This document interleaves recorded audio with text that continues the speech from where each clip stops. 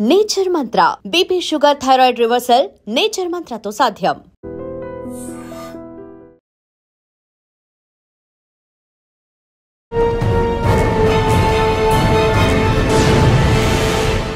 Welcome to Crime Diaries. ఈ వారం మన guest young women IFS officer.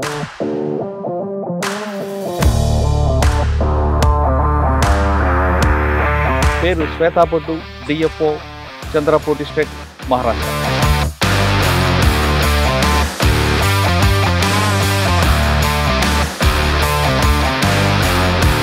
Shweta Boddu Visakhapatnam నుంచి నాగ్పూర్, చంద్రపూర్ వరకు మీ జర్నీ చెప్పండి. నా జర్నీ సింపుల్ అండి. ఒక రకంగా చెప్పాలంటే అదృష్టంగా కూడా అయ్యింది.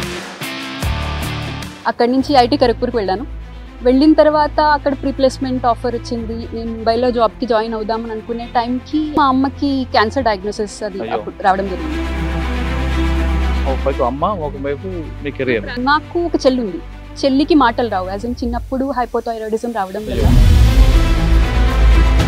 సో అప్పటికి ఇంకా నా లైఫ్ మొత్తం అమ్మ అన్నట్టే ఉంది. తెలియదండి, ఆ టైంలో ఉంటుంది అనుకుంటా. అంటే ప్రయారిటీస్ అలా ఉన్నప్పుడు, ఎందుకంటే అమ్మ ఆల్మోస్ట్ తన లైఫ్ ని మా కోసం త్యాగం చేసింది. చాలా ఎక్కువ కష్టపడేది. వరల్డ్స్ లో హైయెస్ట్ డెన్సిటీ టైగర్ పాపులేషన్ ఎక్కడైనా ఉంటే ఆ చంద్రపూర్. ఒక పరంగా మనం టైగర్ ప్రొటెక్షన్ చేయాలి, రెండో పరంగా సాచురేషన్ లిమిట్ దాటి అంటే క్యారింగ్ కెపాసిటీ దాటి ఇక్కడ టైగర్స్ ఉండడం వల్ల టైగర్స్ ఫ్రింజ్ జోన్స్ లో కానీ లేకపోతే ఊర్లో కానీ వస్తూ ఉంటాయి. వచ్చినప్పుడు ఏదైతే హ్యూమన్స్ అటాక్ చేయడం కానీ, హ్యూమన్స్ చంపడం కానీ, టైగర్ బయటకు వస్తుంటది. ఇక్కడ కన్జర్వేషన్ లెవెల్స్ బాగా పెరిగాయి, ఎస్పెషల్లీ మహారాష్ట్రలో. అవ్వడం వల్ల తడోబా ఒక కోర్ సెంటర్ లాగా ఉండి అక్కడి నుంచి టైగర్స్ సంఖ్య పెరిగింది, జనాభా పెరగడం వల్ల సో ఎప్పుడైతే ఓల్డర్ టైగర్స్ ఉంటాయో, అవి వాళ్ళ టెరిటరీని డిఫెండ్ చేసుకోలేని టైగర్స్ ఉంటాయో, అవి లోపల ఉండలేక, కంపిటీషన్ భరించలేక అవి బయటకు వచ్చేస్తాయి. సడన్ గా పులికి మనం ఎదురైంది అనుకోండి, ఫేస్ టు ఫేస్ అయిపోతాం. ఏమీ చేయదు, జస్ట్ అలా నిల్చోవాలి, వంగద్దు, అరవద్దు. ఎందుకంటే పులికి ఆ ఉన్న మ్యూచువల్ అండర్స్టాండింగ్ వల్ల. Welcome to Crime Diaries. ఈ వారం మన guest young women IFS officer. పేరు శ్వేతా బొడ్డు, డిఎఫ్ఓ, చంద్రపూర్ డిస్ట్రిక్ట్, మహారాష్ట్ర. ఆంధ్రప్రదేశ్ చెందిన శ్వేత గారు ప్రస్తుతం మహారాష్ట్రలో చంద్రపూర్ డిఎఫ్గా పనిచేస్తున్నారు. ఇక్కడ రాకముందు సివిల్స్ రాశారు. సివిల్స్ తర్వాత ఐఎఫ్ఎస్ రాయడం, ఐఎఫ్ఎస్లో క్యాడర్ కొట్టడంతో మహారాష్ట్రకి వచ్చారు. అయితే శ్వేత హస్బెండ్ గారు కూడా డిఎఫ్ఓ, ఆయన కూడా ఐఎఫ్ఎస్ ఆఫీసర్. ఆయన కూడా మనం ఇంటర్వ్యూ చేస్తాం. కానీ ముందుగా శ్వేత గారిని చేస్తున్నాం. శ్వేత గారు ఆంధ్రప్రదేశ్లో విశాఖపట్నం జిల్లాకు చెందిన శ్వేత గారు మహారాష్ట్రలో పనిచేస్తున్నారు. కానీ వాస్తవంగా ఆవిడకి జమ్మూ కాశ్మీర్ క్యాడర్ వచ్చింది. కానీ జమ్మూ కాశ్మీర్ నుంచి హస్బెండ్ మహారాష్ట్ర కాబట్టి ఆవిడ ఇక్కడికి వచ్చారు. మహారాష్ట్రలో ఫారెస్ట్ ఏ విధంగా ఉంటుంది, ముఖ్యంగా చంద్రపూర్ అనగానే మనకి చంద్రపూర్ చుట్టుపక్కల ఎక్కువగా పుల్లులు తిరుగుతుంటాయి. దాదాపు 250 పుల్లు ఉన్నాయి.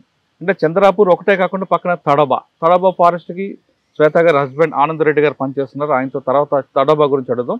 ప్రస్తుతం చంద్రపూర్లో ఫారెస్ట్ ఏరియాలో ఉంది.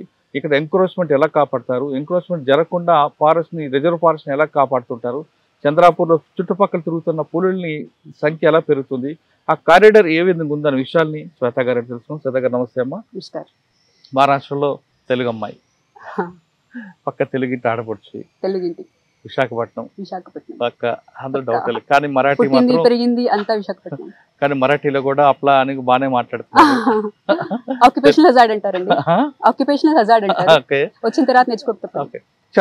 చంద్రపూర్ అనగానే మనకి పులులు ఎక్కువగా తిరుగుతుంటాయి. ఎక్కువ దాదాపు 250 పైన పుల్లు ఉన్నాయి. ఆ సంఖ్య పెరగడానికి మీరు తీసుకున్న అచీవ్మెంట్ ఏంటి?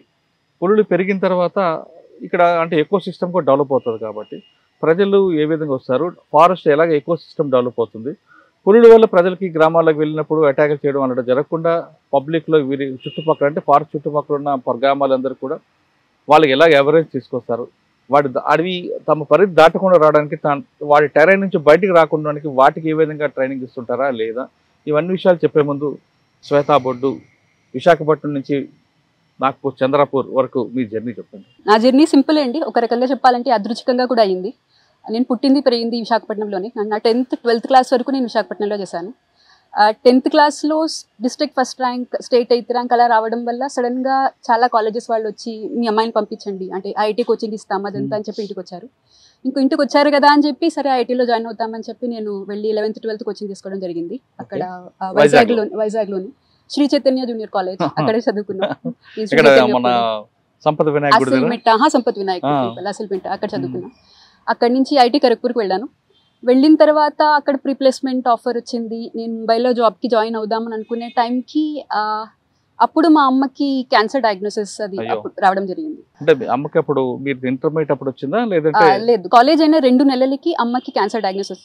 అప్పుడే ఇంట్లో బాగాలేదని తెలుసు, కానీ అది రావడం ఆ టైంలో క్యాన్సర్ వస్తుంది అన్న ఊహే మనకు అనిపించదు. మన దగ్గరగా ఉన్న వాళ్ళకి వస్తుందని కూడా అనుకో. అది మా ఫ్యామిలీకి పెద్ద షాక్ ఉండే. అమ్మది స్టేజ్ 3Cలో ఉండే, నాన్నగారు BSNLలో పనిచేస్తారు. అమ్మ కూడా secondary grade teacher, SGT government school teacher పనిచేస్తుండే. ఆ టైంలో ఇంకా అమ్మని చూసుకోవడం కోసం మా తమ్ముడు అప్పుడు చాలా చిన్నవాడు, 10th క్లాస్, ఇంకా ఎగ్జామ్స్ కోసం ప్రిపేర్ అవుతున్నాడు ఆ టైంకి. అందుకని చెప్పి నేను వైజాగ్ వచ్చేసాను. వైజాగ్లో అన్ని ప్రైవేట్ కాలేజ్ అయిపోయింది. కాలేజ్ అయిపోయిన 2 నెలల్లో అమ్మకి డయాగ్నోసిస్ వచ్చింది. సో నేను ముంబై వెళ్ళాల్సింది, జాబ్ కోసం ముంబై వెళ్ళాల్సింది. నేను వైజాగ్ షిఫ్ట్ అయిపోయాను. అయిపోయి ఇంకా ఫుల్ టైం అంటే ఒక surgery plus chemotherapy plus Vellore తీసుకువెళ్ళి అక్కడి నుంచి హైదరాబాద్లో సర్జరీ చేయించి కీమోథెరపీ వైజాగ్లో చేయించుకుని ఇలా మొత్తంలో ఒక 6 to 8 months నేను ఇంట్లోనే ఉండిపోయాను కంప్లీట్గా. ఉండిపోయే టైంలో ఇంకా ఉద్యోగం కావాలి, ఇక్కడ వైజాగ్లో ప్రైవేట్ జాబ్ ఆపర్చునిటీస్ ఉండవు. అందుకని చెప్పి నేను ఇంకా సివిల్ సర్వీస్ ఇంట్లో కూర్చొని చేయొచ్చు కదా అన్న ఉద్దేశంతో నేను సివిల్ సర్వీసెస్ స్టార్ట్ చేశాను. స్టార్ట్ చేసిన తర్వాత కూడా ఎగ్జామ్ రాయడం ఆప్షనల్. నా సివిల్ సర్వీసెస్లో జాగ్రఫీ ఉండేది అప్పుడు, ఒకటే ఆప్షనల్ కదా, జాగ్రఫీ తీసుకున్నాను. అది తీసుకోవడం, ఎగ్జామ్ రాయడం, తర్వాత 2 సంవత్సరాలకి మళ్ళీ అమ్మ రిలాప్స్ అవ్వడం, మళ్ళీ ఎగ్జామ్ సగం రాయడం, అలా అటు ఇటుగా అటెంప్ట్స్ అయితే ఇచ్చాను, బాగానే ఇచ్చాను. సో 2014 నుంచి 17 వరకు అటెంప్ట్స్ ఇచ్చాను. 17 అటెంప్ట్లో ఇన్ఫ్యాక్ట్ 16 అటెంప్ట్లో ఆ టైంలోనే దీంతో పాటు సివిల్ సర్వీస్ ఎగ్జామ్లో ఫామ్ ఫిల్ చేస్తున్నప్పుడు సివిల్ సర్వీసెస్ ఒక్కటేనా లేక సివిల్ సర్వీసెస్ ప్లస్ ఫారెస్ట్ సర్వీసా ప్లస్ ఉట్టి ఫారెస్ట్ సర్వీసా అన్న 3 ఆప్షన్స్ ఉంటాయి. అవి ఎప్పుడు చూస్తాం కానీ పట్టించుకో. 2016లో ఆ టైంలో 2 ఫిల్ చేశాను. ఫిల్ చేసిన తర్వాత చేయగానే అప్పుడు ఎక్కువ కాంపిటీషన్ లేకపోవడం వల్ల వెంటనే ఇంటర్వ్యూ కాల్ వచ్చింది. అయ్యో ఇంత తేలిక అన్నట్టు అనిపించింది. సో అలా కాదని 17లో ప్రాపర్గా దానికోసం ప్రిపేర్ అయ్యాం. అంటే సివిల్ సర్వీసెస్ ఎగ్జామ్ తర్వాత ఒక 1 నెల రోజులు గ్యాప్ ఉంటే ఆ టైంలో కంప్లీట్లీ వేరే ఆప్షనల్, అగ్రికల్చర్ ఇంజనీరింగ్ ఒక ఆప్షనల్ తీసుకుని అదే 1 నెల రోజులు ఆప్షనల్స్ 2 ఆప్షనల్స్ చదివి ఇంకా అక్కడి నుంచి ఇంటర్వ్యూ కాల్ రావడం, ఇంకా అక్కడ సెలెక్ట్ అవ్వడం. 18లో ప్రాసెస్ అంతా ఎన్ని సంవత్సరాలు పట్టింది? అంటే IFS కోసం చదవడానికి ఎన్ని సంవత్సరాలు? సివిల్స్ నుంచి కూడా అంటే ఒకవైపు అమ్మని చూసుకోవడం మరోవైపు చదవడం, ఆ 2 కలిపి అంటున్నారా? 14 to 17 4 years 3-4 years. సివిల్స్ అనేది లాంగ్ టర్మ్ కోర్స్. ఓకే, దీనికి ఎండ్ ఉంటుంది. లక్ ఉంటే ముందు వస్తుంది, లేదంటే మన ఆప్షన్ పెరుగుతుంటుంది. 7 అటెంప్ట్ వరకు రాయొచ్చు. ఇంట్లో ఒక పక్కన ప్రెజర్ ఉంటుంది, మమ్మీ ఖచ్చితంగా ఏదో చేయు, జాబ్ చేయి, మీకు పెళ్లి చేసేయాలి, ఇవన్నీ ఉంటాయి. జాబ్ చేయమని ప్రెజర్ లేదు, పెళ్లి చేసుకోవాలని ప్రెజర్ ఉంటుంది. మరి ఆ ప్రెజర్ నుంచి ఎలా బయటపడ్డారు? పెళ్లి చేసుకోవడానికి ఆ ప్రెజరే నాకు అప్పుడు ఎక్కువ కష్టం అనిపించేది. ఆ ప్రెజర్ నుంచి బయటపడ్డానికి నాకు ఒకే మార్గం, ఎక్కడికి వెళ్ళకపోవడం, ఎవరితో మాట్లాడకపోవడం, ఇంట్లో కూర్చోవడం, అదే గదిలో కూర్చోవడం, అదే ఎగ్జామ్స్ రాయడం, లేకపోతే హాస్పిటల్కి వెళ్ళడం, ఆ పనులు చూసుకోవడం, మళ్ళీ రావడం, ఎగ్జామ్స్ రాయడం, అంతే. అదే నేను చేసేదాన్ని. ఆ టైంలో చాలా మంది బంధువులు వాళ్ళ పెళ్లిళ్ళు, పేరెంటాలు ఇవన్నీ మిస్ అయిన సందర్భాలు ఉన్నాయి. మా ఫ్రెండ్స్ అసలు కలిసిన సందర్భాలే లేవు సుమారు. వాళ్ళతో ఫోన్ లో మాట్లాడడం కూడా చాలా అరుదుగా అవుతుండేది. ఎందుకు ఇలా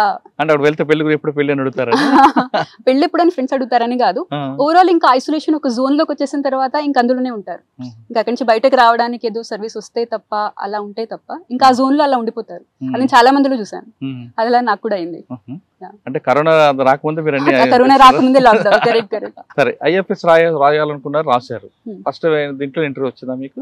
ఫస్ట్ దాంట్లో ఇంటర్వ్యూ వచ్చిందండి, కానీ అప్పుడు నేను ప్రిపేర్ అవ్వకుండా రాశాను. 2016 ఎగ్జామ్ లో నేను చెప్పాను కదా ఒకసారి ఫెయిల్ చేసి రాశాను. అప్పుడు ఇంటర్వ్యూ వరకు వెళ్ళాను. అప్పుడు అర్థమైంది, ఓకే ఇది చేస్తే ఈజీగా వచ్చే అవకాశం ఉంది అన్నట్టు అనిపించింది. అంటే కొంచెం ప్రిపరేషన్ తోటే ఇందులో వచ్చే అవకాశం ఉంది అని అప్పుడు అనిపించింది. అందుకోసం 17 ఎగ్జామ్లో మళ్ళీ అది ప్రిపేర్ అయ్యి మళ్ళీ ఇంటర్వ్యూకి వెళ్ళినప్పుడు ఇంకా ఫైనల్ సర్వీస్ అప్పుడు వచ్చింది. ఓకే, ఇప్పుడు వచ్చింది మీకు ఏ బ్యాచ్? 18 బ్యాచ్. నేను 17 ఎగ్జామ్ 18 బ్యాచ్. మధ్యలో మీరు ఢిల్లీ ఎందుకు వెళ్ళారు? ఎందుకంటే నేను అది జాయిన్ అయినప్పుడు, అంటే అమ్మ టైంలో నేను ఎప్పుడైతే డిసైడ్ చేసుకున్నాను ఇలా సివిల్స్ చేద్దామని, అప్పుడు నాకు ఏమీ ఐడియా లేదు. ఒకటి సగం టైం ఇవ్వడం వల్ల, 2 ఇంతకుముందు ఎప్పుడు నాకు ఆ అనుభవం లేకపోవడం వల్ల, ఆ దృష్టి కోణ అంటారు కదా, ఆ పర్స్పెక్టివ్ లేదు నాకు. ఎప్పుడు ఇలా సివిల్స్ కోసం వెళ్ళాలి అనే పర్స్పెక్టివ్ లేకపోవడం వల్ల ఇలా అయితే కాదు, ఏదో గైడెన్స్ కావాలి అని చెప్పి ఫస్ట్ టైం అమ్మ రెమిషన్ లో ఉన్నప్పుడు అప్పుడు ఢిల్లీకి వెళ్ళాను. లేదు, రెమిషన్ లో ఉంది అప్పుడు. అంటే కీమోథెరపీ అయిపోయిన తర్వాత 1 సంవత్సరం 2 సంవత్సరాల పాటు క్యాన్సర్ సిమ్టమ్స్ ఏమీ ఉండవు.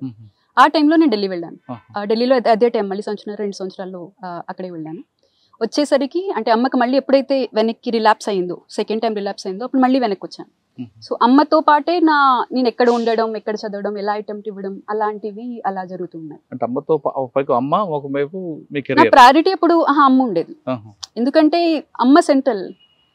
నాకు ఒక చెల్లి ఉంది. చెల్లికి మాటలు రావు. యాజ్ ఇన్ చిన్నప్పుడు హైపోథైరాయిడిజం రావడం వల్ల డాక్టర్ చేసిన ఒక తప్పు వల్ల వెంటనే డయాగ్నోస్ కాక ఆల్మోస్ట్ అంటే చావు బతుకుల్లో ఉన్న పరిస్థితి వరకు వెళ్ళింది. అందువల్ల చిన్ని చాలా డిపెండెంట్. చిన్ని అంటే మా చెల్లి, తను చాలా డిపెండెంట్, అమ్మ పైన డిపెండెంట్ ఉండేది. సో మా కుటుంబానికి అమ్మ ఒక ఫల్క్రమ్ లాగా, ఒక పైవట్ లాగా. సో అప్పటికి ఇంకా నా లైఫ్ మొత్తం అమ్మ అన్నట్టే ఉండేది. ఇంకా టైంలో ఎప్పుడు అమ్మకి బాగుంటే అప్పుడు అక్కడికి వెళ్ళడం, బయటకు వెళ్ళడం. ఎప్పుడు మళ్ళీ కాదు అంటే అమ్మకి మళ్ళీ రిలాప్స్ అయింది అంటే 3-4 సార్లు రిలాప్స్ అయింది. ఎప్పుడైతే మళ్ళీ వెనక్కి రావడం. అమ్మ అది నాన్ నెగోషియబుల్ అన్నట్టు ఉండేది. కానీ ఇక్కడ ఒకవైపు కెరీర్ తెలియదండి, ఆ టైంలో ఉంటుంది అనుకుంటా. అంటే ప్రయారిటీస్ అలా ఉన్నప్పుడు డెస్పరేట్, ఇది ఎలాగైనా చెయ్యాలి, లేదా దీనికే ఎనర్జీ ఫోకస్ చేయాలి అని అనుకున్నప్పుడు ఎనర్జీ వస్తుంది అనుకుంటా. ఇప్పుడు మళ్ళీ వెళ్ళి అలాంటి ఏమైనా పరిస్థితి వస్తే చేయగలుగుతా అంటే నేను చెప్పలేను. కానీ ఆ పరిస్థితుల్లో ఎవరైనా చేస్తారని అమ్మ కోసం చేస్తారు. ప్రేమతో ఆ విధంగా. ఎందుకంటే అమ్మ ఆల్మోస్ట్ తన లైఫ్ మా కోసం త్యాగం చేసింది. చాలా ఎక్కువ కష్టపడేది. అంటే సుమారు ఒక 8 ఏళ్ల పాటు పొద్దున 3:45 లేచేది. లేచి మా అందరికీ తనే వండేది, తనే క్యారేజీలు పెట్టేది. 7ంటికి వెళ్ళేది, 2 గంటలు ప్రయాణం చేసేది. ప్రయాణం చేసి తను స్కూల్కి వెళ్ళి సాయంత్రం వచ్చి మళ్ళీ 2 గంటలు ప్రయాణం చేసి మళ్ళీ వెనక్కి వచ్చి మళ్ళీ మా కోసం వండి పెట్టి క్యారేజీలు అన్నీ తనే తుమ్ముకుని, తనే ఉతుక్కుని, అంటే మొత్తం తన లైఫ్ అంతా మాతోటే ఉండేది. ఇంకా అలాంటి పరిస్థితుల్లో ఇంకా తిరిగి అమ్మకి అవసరం వచ్చినప్పుడు అప్పుడు చాలామంది అనేవారు, ఇన్ఫాక్ట్ మా బంధువులు కూడా అనేవారు, ఇలా నువ్వు ఎంతకాలం చేస్తావు, ఐఐటి అనివి చదువుకున్నావు, నీకు ఎక్కడైనా ఉద్యోగం వస్తుంది, ఎందుకు వైజాగ్లో ఉండిపోతున్నావు, బయటకు వెళ్ళు అని చాలామంది అన్నారు. కానీ ఎందుకు ఆ టైంలో నాకు అది నెగోషియేట్ చేయలేము, ఆ పాయింట్ నెగోషియేట్ చేయలేము అని అనిపించింది. సో అందుకోసం అది ఈజీ అనిపించింది. అప్పుడు ఆ డిసిషన్ తీసుకోవడం నాకు కష్టం అనిపించలేదు. నువ్వు ఆడపిల్ల కాబట్టి అమ్మ మనసు తెలుసుకున్నావు. అమ్మ మనసు తెలుసుకోలేదు, అమ్మ మనసులోకి పెళ్లి చేయాలని ఉండేది. అది అమ్మ మనసు కాదు, అసలు అమ్మ మనసు కాదు, కూతురు మనసు. మీరు కూడా అమ్మ అవుతారు కదా, అప్పుడు తెలుస్తుంది. అంటే అమ్మ మనసు గొప్పది అంటారు కదా, అందుకే మా అమ్మ మనసు ఖచ్చితంగా చెప్పగలుగుతాను. చాలా మా కోసం అందరు అమ్మలు అలాగే ఉంటారు కాబట్టి ఎవరికి వాళ్ళ అమ్మ గొప్ప అన్నట్టు. ఇప్పుడు ఐఎఫ్ఎస్ సాధించిందా? ఫస్ట్ మీ ట్రైనింగ్ ఎక్కడ ఇచ్చింది? ఐఎఫ్ఎస్ వచ్చిన తర్వాత ఆ టైంలో అంటే ఐఎఫ్ఎస్ వచ్చిన తర్వాత అమ్మకి చెప్పారా? ఫస్ట్ అమ్మకే చెప్పాను. ఏమన్నారమ్మా? అమ్మ సాయంత్రం పూజ చేసుకుంటుంది. సో సాయంత్రం తెలిసాయి మాకు రిజల్ట్స్. కిందకి రాగానే అమ్మ అంటే సెలెక్ట్ అయిపోయానని చెప్పాను. ఎక్కడయ్యాను ఏమనేది ఏమీ చెప్పలేదు. అంటే ఏంటి అన్నట్టు చూసింది, ఏదో మౌన వ్రతంలో ఉన్నట్టు ఏదో ఏంటి అన్నట్టు చూసింది. చూసిన తర్వాత అప్పుడు మళ్ళీ చెప్పాను, ఇలా వచ్చింది, అయిపోయింది అన్నట్టు. అంటే అసలు ఏమీ మాట్లాడకుండా అక్కడ మళ్ళీ వెంటనే ఇలా తిరిగిపోయి ఇలా దండం పెట్టేసి చేసేసి అసలు నాతో మాట్లాడలేదు. సో చాలాసేపు పూజ చేసుకుని తర్వాత బయటకు వచ్చిన తర్వాత అప్పుడు తనకి ఇంకా అర్థమైంది. ఓకే ఏమనలేదు, అమ్మ అంత ఎక్స్ప్రెస్ చేయదు, నీకు తెలుస్తుంది అంతే, మనకి చాలా హ్యాపీగా ఉంది, చాలా రిలీవ్డ్ గా ఉంది అన్నట్టు తెలిసింది. అప్పుడు జరిగిన ఇంకో గమ్మత్ ఏంటంటే ఆనంద్ అప్పుడు విశాఖపట్నంలో ఉండేవాడు, తను జాబ్ చేస్తూ ఉండేవాడు. చేస్తూ ఉన్నప్పుడు తను కూడా మా ఇద్దరి పరిచయం ఢిల్లీలో జరిగిందండి. మీరేమో విశాఖపట్నం, ఆయనేమో సిద్దిపేట నుంచి వచ్చారు. మీ ఇద్దరం ఢిల్లీలో చదవాలని, అది అంటే ఎవరికొవారు సొంతంగా ఢిల్లీలో వెళ్ళి ప్రిపేర్ అవుతున్నాం. ఉన్న టైంలో నాకు అక్కడ ఎవరు తెలియదు. నేను చెప్పాను కదా, నాకు గైడెన్స్ ఏమీ లేకపోవడం, ఏం చేయాలో తెలియకపోవడం వల్ల నేను చూస్తూ ఉండే ఎవరు కామన్ ఫ్రెండ్స్ ఎవరైనా ఉంటారా, తెలిసిన వాళ్ళు ఉంటే వాళ్ళతో గ్రూప్ లాగా చేసి గ్రూప్ స్టడీ చేయడం అనేది చాలా కామన్. సో అలా ఎవరైనా ఉంటారని తెలిసినప్పుడు తనకి నాకు అంటే మద్రాస్లోని ఖరగ్పూర్లో, తను ఐటీ మద్రాస్, నేను IT Kharagpur. So common 12th class friends ఎవరైనా కొంతమంది నుంచి తను తెలిసింది. సో వాళ్ళకి ఆల్రెడీ ఒక గ్రూప్ ఉండేది, 3-4 అబ్బాయిలు కూర్చొని కలిసి చదువుకుంటూ ఉండేవారు. సరే వాళ్ళతో పాటు నేను కూడా లైబ్రరీకి వెళ్ళి చదువుకోవడం, వాళ్ళతో పాటు లంచ్ చేయడం, ఇలా ఒక కామన్ స్టడీ గ్రూప్ లాగా ఉండేది. అది మా ఫస్ట్ పరిచయం. అక్కడి నుంచి 3-4 ఏళ్ళ పాటు తను కూడా నాతో పాటే అంటే కలిసి చదువుకోవడం, కలిసి ప్రిపేర్ అవ్వడం, కలిసి ఒకే సెంటర్లో ఎగ్జామ్ ఇవ్వడం, ఇంటర్వ్యూ కూడా తను ఒకరికొకరు హెల్ప్ చేసుకుని మాక్ ఇంటర్వ్యూస్ లాగా తీసుకుని ఇవ్వడం, అండ్ ఇద్దరికి ఒకేసారి రావడం, ఒకే సేమ్ సర్వీస్ సేమ్ ఇయర్ రావడం, ఇదంతా ఇంకా చాలా ఫ్లూయిడ్గా అయిపోయింది అన్నట్టు. న్యాచురల్ ఫ్లో ఇద్దరిది ఎలా ఉండేది. సో అప్పుడు నాది వచ్చిన తర్వాత అమ్మ ఎందుకో మరి ఆనంద్ అని అడిగింది. అంటే నాది వచ్చిందంతా అయిపోయింది, అంత సడన్ గా ఎందుకో మరి ఆనంద్ అని అడిగింది. అయితే ఆనంద్ కూడా వచ్చిందంటే ఏంటో ఒకలాంటి ఆనందం ఉండే. అప్పుడు మేము అనుకోలేదు పెళ్లి చేసుకోవాలన్న ఆలోచన అప్పుడు మాకు అలా లేదు. మేము ఫ్రెండ్స్ అప్పుడు అంటే కామన్ స్టడీ గ్రూప్ లో ఉండేవాళ్ళం, కామన్ గా గ్రూప్ లోనే హ్యాంగ్ అవుట్ అవుతూ ఉండేవాళ్ళం. సో అప్పుడు మా అమ్మ ముఖంలో ఒక వెలుగు వచ్చింది. అంటే మా అమ్మకి ఆనంద్ అంటే ఇష్టం, అంటే చాలా మంచి అబ్బాయి అన్న ఒక అభిప్రాయం ఉండేది. సో అది కూడా ఒక అప్పుడు గమ్మత్తుగా అనిపిస్తుంది, అలా ఎందుకు అడిగింది అని ఒక్కసారిగా. మరి మీ ఇద్దరు పెళ్లి చేసుకోవాలని ఎప్పుడు అనుకున్నారు? పెళ్లి చేసుకోవడం ఇంకా అమ్మాలో సెటిల్ చేశారా లేదా మీరు లవ్ స్టార్ట్ అయిందా? అలా ఇంకా అది న్యాచురల్ అయిపోయిందండి. ఎందుకంటే మాది 18 లో మీ ఇద్దరం క్వాలిఫై అయ్యాం, 18 బ్యాచ్ ఇద్దరిది. 18 ఎండింగ్ కి మా నిశ్చితార్థం అయిపోయింది. సో మధ్యలో ఒక్కసారి పెళ్లి చేసుకుందాం అనుకోవడం కంటే కూడా సరే చేసేసుకుందాం అనుకున్నా అంటే నేను ఇంట్లో చెప్పడం, అమ్మ ఆల్రెడీ అంటే తన పైన ఒక సదభిప్రాయం ఉండడం వల్ల ఓకే అనేయడం, నాన్నగారికి చెప్పడం, నాన్నగారు ఒప్పేసుకోవడం. వాళ్ళ ఇంట్లో ఆనంద్ గారి ఇంట్లో 5 నిమిషాలు ఒప్పుకున్నారు తను చెప్పడం. ఎందుకంటే మీ ఇద్దరం కలిసి ఎగ్జామ్స్ రాసేవాళ్ళం. సో వాళ్ళ పేరెంట్స్ వచ్చేవారు ఎగ్జామ్ సెంటర్ కి. ఇద్దరికి పేరెంట్స్ కి ఇద్దరు తెలుసు. ఇద్దరు ఒప్పుకొని ఎప్పుడు పెళ్లి చేశారు? పెళ్లి 19 లో అయింది. 2019 హైదరాబాద్ లోనే అయింది. ఇద్దరు కామన్ ఏరియా పెట్టుకున్నారా? కామన్ ఏరియా అంటే ఫ్రెండ్స్ కి రావడానికి కంఫర్టబుల్ గా ఉంటుంది. వైజాగ్ వరకు రావడం అనేది ఫ్రెండ్స్ కి కష్టం, వాళ్ళకి కూడా రావడం కష్టం అన్న ఉద్దేశంతో హైదరాబాద్. ఆనంద్ గారికి ఇక్కడ వచ్చి వైజాగ్ లో జాబ్ చేశారు మరి? తను ఇక్కడ ఐఎఫ్ఎస్ లోకి రావడానికి ముందు తను కస్టమ్స్ లో పనిచేసేవాడు. SSC Staff Selection Commission group B exam ఉండేది. తను ఢిల్లీలో ఉన్నప్పుడే ఎగ్జామ్ క్వాలిఫై అయ్యాడు. ఓకే, వైజాగ్ లో ఉన్నప్పుడు వైజాగ్ లో కూడా ఆనంద్ జాబ్ చేశారా? తను ఢిల్లీలో ఉన్నప్పుడే Staff Selection Commission group B exam అది రాశాడు. సో కస్టమ్స్ ఇన్స్పెక్టర్ కింద తనకి ఉద్యోగం వచ్చింది. అది కూడా మళ్ళీ వింతగా తనకి ఫస్ట్ ముంబై వస్తే వాళ్ళ నాన్నగారు కాదు అని చెప్పి, ముంబైలో చాలా బిజీ ఉంటుంది, నువ్వు చేయలేకపోతావు అంటే ప్రిపేర్ అవ్వలేకపోతావు సివిల్ సర్వీసెస్ కోసం అని చెప్పి ముంబై నుంచి వైజాగ్ మార్పించుకున్నారు. సో తను వైజాగ్కి రావడం, అదే టైంలో నేను అమ్మకి మళ్ళీ రిలాప్స్ అయింది అని చెప్పి ఢిల్లీ నుంచి రావడం, ఇది కూడా ఒకేసారి అలా జరగడం. అక్కడ కూడా వైజాగ్లో ఉన్నప్పుడు కూడా కలిసి ప్రిపేర్ అయ్యేవాళ్ళం. తర్వాత IFS training, Dehradun training Indira Gandhi national forest academy కలిసి. క్యాడర్ అలాట్మెంట్ ఆనంద్ గారికి మహారాష్ట్ర వచ్చిందా? అతనికి ముందు మహారాష్ట్ర వచ్చింది. ఆ టైంలో నా జమ్మూ అండ్ కాశ్మీర్ అలాట్ అయ్యింది. కానీ మీ అకాడమీలో ఉండగానే పెళ్లి అయిపోవడం వల్ల అక్కడే ఉండి, అంటే నేను కాడర్కి వెళ్ళలేదు, జమ్మూ కాశ్మీర్కి వెళ్ళలేదు. నా ఫస్ట్ ఇక్కడే ప్రొబేషన్ కూడా ఇక్కడే అయింది. మీకు మహారాష్ట్ర ఇచ్చారు? మహారాష్ట్ర స్పౌజల్ కేసులో ట్రాన్స్ఫర్ అయింది. మహారాష్ట్రలో ఫస్ట్ మీరు ఎక్కడ చేశారు? ఫస్ట్ మా ఇద్దరికి నాసిక్ లో పోస్టింగ్ వచ్చింది. అంటే ఫీల్డ్ పోస్టింగ్ ఉంటుంది కదా, ఇనిషియల్ ప్రొబేషన్ టైంలో ఫీల్డ్ ట్రైనింగ్ ఉంటుంది, అది మీ ఇద్దరం నాసిక్ లో చేసాం. తర్వాత ACF assistant conservator of forest, అది సంవత్సరంన్నర పాటు ఇద్దరం మళ్ళీ అది నాసిక్ లో ఫారెస్ట్ అని కాకపోయినా పోస్టింగ్స్ ఉంటాయి.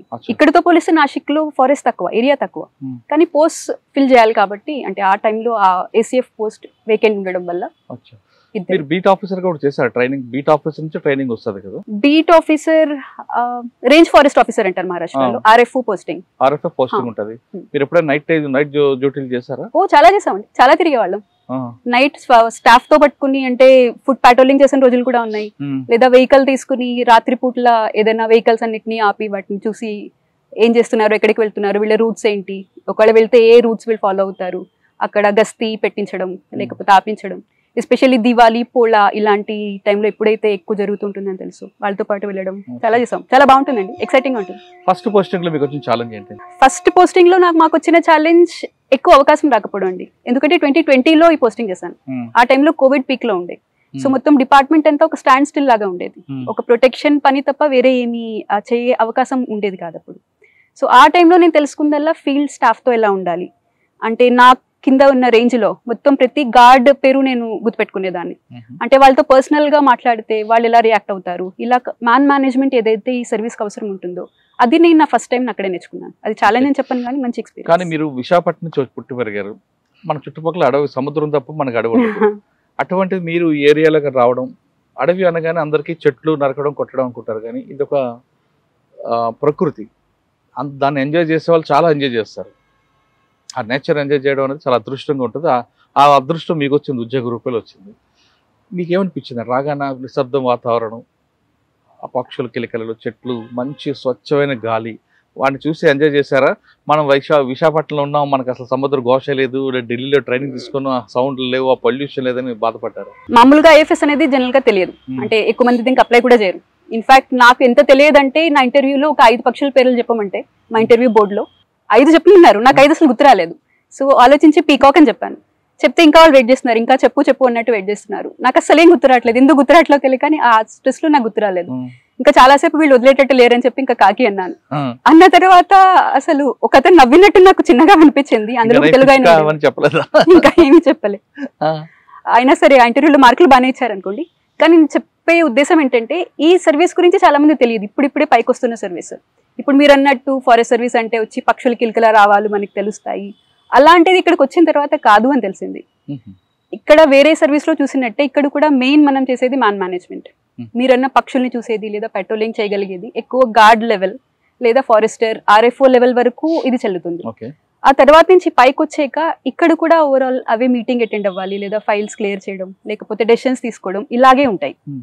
సో నేను నాసిక్లో ఉన్నప్పుడు ఎప్పుడైతే RFO పోస్ట్లో ఉన్నాను, ఆ ట్రైనింగ్ పీరియడ్లో ఉన్నాను, అప్పుడు బాగా ఎంజాయ్ చేశాను. అసలు పొద్దున్న పెట్రోలింగ్ అని వెళ్ళిపోతే సాయంత్రం రావడం, రోజంతా వాళ్ళతో పాటు తిరగడం అండ్ వెస్టర్న్ ఘాట్స్లో ఉండడం, ఆ ప్రకృతి ఎంజాయ్ చేయడం, అదంతా అదే టైంలో చేశాను. చంద్రపూర్ వచ్చిన తర్వాత ఇక్కడ నా ఫస్ట్ అక్కడ నుంచి అక్కడికి వచ్చారు. నాసిక్ తర్వాత నా proper కార్డర్ post deputy conservator of forest అంటే DFO పోస్టింగ్. అది ఫస్ట్ ఇక్కడ DCF సెంట్రల్ చాందా చంద్రపూర్ లో, అది DCF అంటారు, deputy conservator of forest. DFO అంటారు, దాని ఈక్వలెంట్ అనుకోండి. అది ఇక్కడ సెంట్రల్ చాందాలో అంటే చంద్రపూర్ లో వచ్చింది. ఇక్కడికి వచ్చిన తర్వాత జనాలు అనుకునేటట్టు, బయట అనుకునేటట్టు అమ్మాయిలు IFSకి వస్తే అడవుల్లోకి వెళ్ళిపోవాలి, వాళ్ళకి ఏమైపోతుందో, ఎక్కడ సెక్యూరిటీ ఉంటుందా లేదా అన్న భయం ఉంటుంది. కానీ ఇక్కడ అస్సలు అలాంటి పరిస్థితే ఉండదు.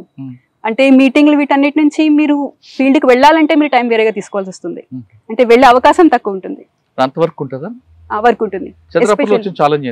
చంద్రపూర్ లో మెయిన్ ఛాలెంజ్ మీరు అన్నట్టు ఇందాక, చంద్రపూర్ అంటే ఏం గుర్తొస్తుంది అన్నారు కదా, వరల్డ్స్ లో హైయెస్ట్ డెన్సిటీ టైగర్ పాపులేషన్ ఎక్కడైనా ఉంటే ఆ చంద్రపూర్. ఇంత హై డెన్సిటీ ఉండడం వల్ల ఒక పరంగా మనం టైగర్ ప్రొటెక్షన్ చేయాలి, టైగర్ కన్జర్వేషన్ అవి ఎలాగూ ఉన్నాయి. రెండో పరంగా సాచురేషన్ లిమిట్ దాటి అంటే క్యారింగ్ కెపాసిటీ దాటి ఇక్కడ టైగర్స్ ఉండడం వల్ల టైగర్స్ ఫ్రింజ్ జోన్స్ లో కానీ లేకపోతే ఊర్లో కానీ వస్తూ ఉంటాయి. వచ్చినప్పుడు ఏదైతే హ్యూమన్ వైల్డ్ లైఫ్ కాన్ఫ్లిక్ట్ అంటారు, టైగర్ కాన్ఫ్లిక్ట్ అంటారు, మెయిన్ గా ఇక్కడ వచ్చేది పులులు వచ్చి వాళ్ళ క్యాటిల్ తినేస్తాయి, లేకపోతే వాళ్ళ వేరే వైల్డ్ లైఫ్ వచ్చి వాళ్ళ క్రాప్ ని పాడు చేస్తాయి. లేదంటే ఇంకా ఎక్కువగా ఇక్కడ చూస్తే టైగర్ కిల్స్ అంటారు, అంటే వచ్చి హ్యూమన్స్ ని అటాక్ చేయడం కానీ, వాటిని హ్యూమన్స్ ని చంపడం కానీ, ఇవి చాలా, ఇది మాకు హైయెస్ట్ లెవెల్ ఆఫ్ కాన్ఫ్లిక్ట్ ఇక్కడ చంద్రపూర్ లో చూడండి. వైల్డ్ ఎలిఫెంట్స్ ఉండవు ఇక్కడ, అంటే ఎలిఫెంట్ ఇక్కడ ఉండడం ఏరియా తక్కువ. కాకపోతే వైల్డ్ బోర్ వల్ల క్రాప్ కాంపన్సేషన్ ఎక్కువ, లేకపోతే గౌరు వల్ల, లేకపోతే స్లాత్ బేర్ వల్ల, వీటి వల్ల హ్యూమన్ అటాక్స్ జరుగుతాయి. టైగర్ బయటకు వస్తుంటది, టైగర్స్ బయటకు రావడానికి కాన్ఫ్లిక్ట్ అనేది ఒక విచిత్రమైన దానికి ఒక వెనకాల కాంటెక్స్ట్ ఉందని చెప్పాలి. ఎప్పుడైతే ప్రాజెక్ట్ టైగర్ తీసుకొచ్చామో ఆ ప్రాజెక్ట్ టైగర్ సక్సెస్ వల్ల ఇక్కడ కన్జర్వేషన్ లెవెల్స్ బాగా పెరిగాయి, ఎస్పెషల్లీ మహారాష్ట్రలో. ఈ వైల్డ్ లైఫ్ కన్జర్వేషన్ ఒక సక్సెస్ఫుల్ ఎగ్జాంపుల్ అయింది. అవ్వడం వల్ల తడోబా ఒక కోర్ సెంటర్ లాగా ఉండి అక్కడి నుంచి టైగర్స్ సంఖ్య పెరిగింది, దాని జనాభా పెరిగింది. పెరగడం వల్ల ఒక పాయింట్ ఆఫ్ టైం తర్వాత ఏదైనా ఒక ఈకోసిస్టమ్ కి సాచురేషన్ వచ్చేస్తుంది, అంటే క్యారింగ్ కెపాసిటీ మాక్సిమం సరిపోతుంది. అయిపోయిన తర్వాత ఎక్స్ట్రా టైగర్స్ ఉన్నవి, అంటే మంచి కన్జర్వేషన్ వల్ల ఉండే ఎక్స్ట్రా టైగర్స్ అవి ఇంకా బయటకు రావాల్సి వస్తుంది. ఎందుకంటే టైగర్స్ కి వాటిలో టెరిటోరియల్ ఫైట్ ఉంటుంది, వాళ్ళ టెరిటోరియల్ డిఫెండ్ చేసుకోవాలంటే వాటికి కొంత స్ట్రెంత్ ఉండాలి. సో ఎప్పుడైతే ఓల్డర్ టైగర్స్ ఉంటాయో, అవి వాళ్ళ టెరిటోరియల్ డిఫెండ్ చేసుకోలేని టైగర్స్ ఉంటాయో, అవి లోపల ఉండలేక, కంపిటీషన్ భరించలేక అవి బయటకు వచ్చేస్తాయి. బయటకు వస్తే వాటికి ఈజీ ఫుడ్ యాక్సెస్ ఉంటుంది. ఎందుకంటే ఊరిలో ఆవు పాకలు అంటారు, కౌ షెడ్స్ అవన్నీ ఉండడం వల్ల అక్కడికి వెళ్తే ఎప్పుడు అక్కడ ఏదో ఒక క్యాటిల్ తినడానికి ఉంటుందని తెలుసు. సో అవి బయటకు రావడం వల్ల క్యాటిల్ని చంపడం అదొక కాన్ఫ్లిక్ట్ ఇష్యూ అవుతుంది. అండ్ ఎప్పుడైతే ఒకసారి బయటకు వచ్చిందో లేదా జనాల్ని చూస్తుందో ఆ హ్యూమన్ ఇంప్రింట్ అని ఉంటుంది, అంటే భయపడ్డం అనేది తగ్గుతుంది, ఆ షైనెస్ అనేది తగ్గుతుంది. తగ్గడం వల్ల ఇంకా అక్కడి నుంచి యాక్సిడెంటల్ కాన్ఫ్లిక్ట్ కూడా జరుగుతుంది. అంటే మనుషులు వెళ్తుంటారు, ఒక్కడే మనిషి వెళ్తాడు, కొంచెం ఒంగుని ఉంటారు, లేకపోతే ఊళ్ళలో పొలం పనులు గట్టా చేసుకుంటూ ఉంటారు. సో ఒంగి ఉండడం వల్ల టైగర్ దాన్ని తన ప్రే అనుకుంటుంది. అంటే మనం నించుని పెద్దగా ఉంటే ఇది మన ప్రే కాదు అన్న ఒక అభిప్రాయం ఉంటుంది. సో ఎప్పుడైతే ఇలాంటి పొలం పనులు గట్టా చేస్తూ ఉంటారు, లేకపోతే రాత్రిపూట ఒక్కళ్ళే నడుస్తూ ఉంటారు, అలాంటి సమయాల్లో టైగర్ దాన్ని ప్రే అనుకుని యాక్సిడెంటల్ గా చంపడం అది కూడా జరుగుతుంది. చాలా రేర్ కేసెస్ లో ఇంకా మనుషుల్ని చంపడం అలవాటయ్యి మాన్ ఈటింగ్ టైగర్ అంటారు, అలాంటి వాడకూడదు. లేదండి, అలా లేదు. అలాంటి మీడియా ఇది కూడా అంటే ప్రచారం కూడా ఇవ్వడం సరైనది కాదు. ఎందుకంటే మాన్ ఈటింగ్ టైగర్ అని ఒక ముద్ర వేయాలంటే దానికి చాలా హిస్టరీ ఉండాలి, ఎవిడెన్స్ ఉండాలి. సో అలాంటివి కూడా మీడియా వల్ల బయటకు రావడం వల్ల, సో ఇంకా రేర్ కేసెస్ లో మనుషుల్ని అటాక్ చేయడం, అంటే మనుషుల కోసమే కాచి ఉండి అటాక్ చేయడం, ఇలాంటివి కూడా మేము కొన్నిసార్లు చూస్తూ ఉన్నాం. ఎన్ని ఉంటాయండి మీకు చంద్రపూర్ లిమిట్స్ లో? టైగర్స్ ఎన్ని ఉన్నాయి? 250+ ఉన్నాయండి. 250+ ఉన్నాయి. కానీ బయటకు వచ్చేవి ఎన్ని ఉంటాయి? ఈ 250+ లో 100+ మాత్రమే తడోబాట్ కోర్ ఏరియాలో ఉన్నాయి, కోర్ బఫర్ ఏరియాస్ లో ఉన్నాయి. మిగిలిన 150+ బయటే ఉన్నాయి. సో లోపల ఉన్న టైగర్స్ కన్నా బయట ఉన్న టైగర్స్ చంద్రపూర్ వరకు ఉంటాయా? లేదు తెలంగాణ వైపు, లేదంటే మీ మహారాష్ట్ర కర్ణాటక బోర్డర్ వైపు వస్తుంటాయి? సెంట్రల్ చాందా ఏదైతే డివిజన్ ఉందో దానికి బార్డరింగ్ స్టేట్ తెలంగాణ. సో ఇక్కడ నుంచి కావలికి ఒక టైగర్ కారిడార్ ఉంటుంది. టైగర్స్ వెళ్ళడానికి కారిడార్స్ అని ఏవైతే అంటామో ఆ కారిడార్స్ చూసి ఇక్కడ నుంచి అక్కడికి వెళ్ళిన ఎవిడెన్సెస్ ఉన్నాయి మా దగ్గర. అంటే కవాల్ టైగర్స్ వచ్చేవి ఇక్కడ నుంచి వస్తుంటాయి, ఇక్కడ నుంచి వెళ్ళే చాలా అవకాశం ఉంది. తడోబా ఇదే, అంటే తడోబాలో ఏవైతే కాంపిటీషన్ బయటికి స్ప్రెడ్ అవ్వడానికి అని చూస్తున్నాయో, తడోబా బయటకు వస్తే తడోబా బఫర్, కోర్ బయటకు వస్తే బఫర్, బఫర్ బయటకు వస్తే టెరిటోరియల్ ఏరియాస్, అక్కడి నుంచి ఇంకా బయటకు వెళ్ళాలంటే స్ప్రెడ్ అవ్వాలంటే అప్పుడు ఈ కారిడార్ ని వాడుకొని కవాల్ వరకు వెళ్తారు. అవి కవాల్ టైగర్స్ వచ్చి అక్కడ నుండి ఇంకా పైకి వెళ్ళడం జరుగుతుంటాయి, అటు కిన్నెర్సాన్ వైపు కూడా వస్తుంటాయి. ఆహా, అంటే మాకు అంతవరకు ఇన్ఫర్మేషన్ లేదు, కావల్ వరకు అయితే వెళ్తాయి. కవాల్ వరకు వస్తుంది. ఓకే, ఇప్పుడు ఆఫ్ ద రికార్డ్ కావల్లో అంటే తెలంగాణలో వైల్డ్ లైఫ్ కన్జర్వేషన్ ప్రొటెక్షన్ కొంచెం అంటే మహారాష్ట్ర అంతా లేదు, ప్రస్తుతానికి అంత లేకపోవడం వల్ల అక్కడికి వెళ్ళి తిరిగి మా దగ్గరికి వెనక్కి వచ్చే ఎవిడెన్స్ లేదు, అంటే అది కొంచెం తక్కువ ప్రమాణంలో వెనక్కి వస్తున్నాయి. ఓకే, ఇప్పుడు చుట్టుపక్కల ప్రజలందరికీ ఇటు ఈ టైగర్లు అటాక్ కాకుండా ఆవులు మీరు చెప్తున్న ఆవులు బయట ఉన్న పశువులకి దాని మీద అటాక్ చేయడానికి ఎలాంటి జాగ్రత్తలు తీసుకుంటారు? అదేవిధంగా ఒకవేళ నష్టం జరిగితే ఆ నష్టపరిహారం ఏ రేంజ్లో ఉంటుంది? చంద్రపూర్లో ఇంత హై డెన్సిటీ టైగర్స్ ఉండడం, ఇంత హై కాన్ఫ్లిక్ట్ ఉన్నా సరే ఇక్కడ కో ఎగ్జిస్టెన్స్ అని ఏదైతే అంటామో హ్యూమన్ టైగర్ కో ఎగ్జిస్టెన్స్, అది ఇక్కడ ఎక్కువ ఉండడానికి కారణం ఒకటి మహారాష్ట్ర గవర్నమెంట్ జిఆర్. సో ఇక్కడ ఉన్న compensation probably highest in India. ఇక్కడ ఒక పులి మనిషిని చంపితే 25 లక్షల దాకా కాంపెన్సేషన్ వస్తుంది. ఒకవేళ ఇంజురీ జరిగితే అంటే పర్మనెంట్ డిజబిలిటీ అలాంటిది ఏమైనా జరిగితే 5 లక్షలు 7.5 లక్షల వరకు కాంపెన్సేషన్ ఇవ్వడం జరుగుతుంది. అది కాకుండా క్యాటిల్ ని కనుక చంపితే 75,000 వరకు, అంటే అప్పర్ లిమిట్ ఆఫ్ 75,000 వరకు వాళ్ళకి కాంపెన్సేషన్ ఇస్తాం. అది కాకుండా క్రాప్ కాంపెన్సేషన్ కూడా వేరే వేరే క్రాప్స్ కి వేరేగా ఉండడం. ఇంత హై కాంపెన్సేషన్ ఇవ్వడం వల్ల ఒక రకంగా జనాలలో టాలరెన్స్ పెరిగింది, అంటే క్రాప్ కాంపెన్సేషన్ క్యాటిల్ కాంపెన్సేట్ చేస్తూ ఉండడం వల్ల అది తగ్గింది. అది లేకపోతే ఏమవుతుందంటే ఎప్పుడైతే ఒక టైగర్ వచ్చి క్యాటిల్ని చంపింది అన్న ఒక రివెంజ్ఫుల్ దాంట్లో వాళ్ళు వెళ్ళి టైగర్ ని పాయిజన్ చేసే అవకాశం ఉంటుంది. అలాంటివి ఇక్కడ జరగవు. ఈ కాంపెన్సేషన్ దాని వల్ల అంటే కాపాడడంలో మాకు ఆ జిఆర్ చాలా హెల్ప్ చేస్తుంది. చంద్రాపూర్ వచ్చిన తర్వాత మీరు ఫీల్డ్ లోకి వెళ్ళి ఉంటారు, ఎన్ని కనబడి ఉంటాయి పులులు? లెక్కలేదండి, అన్ని చూసారా? చాలానే చూసాం. పులి మనం చూడపోయిన పులిని మనం చూస్తుంది అంటారు, వాస్తవేనా? అది చాలా మంది అంటారు, కానీ మీరు చెప్పింది ఏవైతే వైల్డ్ షై టైగర్స్ అంటారు అది అంటారు. పులి మనం ఒకసారి పులిని చూసే లోపు 100 సార్లు పులిని మనం చూస్తుంది అంటారు, అది వాస్తవం. అవునా? మిమ్మల్ని గుర్తుపడతారు పులి? గుర్తుపట్టకూడదని కోరుకుంటున్నాను. ఎందుకండి? గుర్తుపడితే మన అంటే పులి కూడా ఏ వైల్డ్ యానిమల్ కూడా చంపాలని చూడదు కదా, వాటికి ప్రాణం. ఏ వైల్డ్ యానిమల్ చంపాలని చూడదు. మనకంటే ఆ రకంగా చూస్తే వైల్డ్ యానిమల్స్ హ్యూమన్ బిహేవియర్ తో పోలిస్తే వైల్డ్ యానిమల్ బిహేవియర్ కొంచెం ఎక్కువ ప్రెడిక్టబుల్ అని చెప్పొచ్చు. స్టిల్ వైల్డ్ ఈజ్ వైల్డ్, కానీ ఏ వైల్డ్ యానిమల్ తనకి అవసరం లేకుండా రీజన్ లేకుండా చంపాలని చూడదు. పులి గురించి మీరు చాలా చూసారు కాబట్టి పులి మీద ఒకసారి మనం మాట్లాడదాం. పులి ఏ విధంగా చూస్తుంది? దానికి ఎక్కువ సిగ్గు అంటారు. చంపిన తర్వాత చంపిన తర్వాత ఫుడ్ ని బుషెస్ లో తీసుకెళ్లి తింటుందా లేదా ఓపెన్ గా తింటుందా? ఒకటి. రెండోది, తనకి రోజు కనీసం వారానికి ఒకసారి వేటకి వెళ్తుందా? వేటకి వెళ్ళిన ప్రతిసారి దానికి ఫుడ్ దొరుకుతుందా? ఒకసారి ఫుడ్ దొరికిన తర్వాత మరొకసారి వేట వెళ్ళడానికి ఎన్ని రోజులు గ్యాప్ తీసుకుంటుంది? రెండు. మూడో క్వశ్చన్, ఫుడ్ తీసుకున్న తర్వాత బాగా అది డ్రై అయ్యే వరకు ఒక దగ్గర పెట్టుకుంటుందా, లేదు మిగతా యానిమల్స్ అటాక్ చేస్తే తింటాయి అని కోపంతో ఏమైనా దాచిపెట్టుకుంటుందా?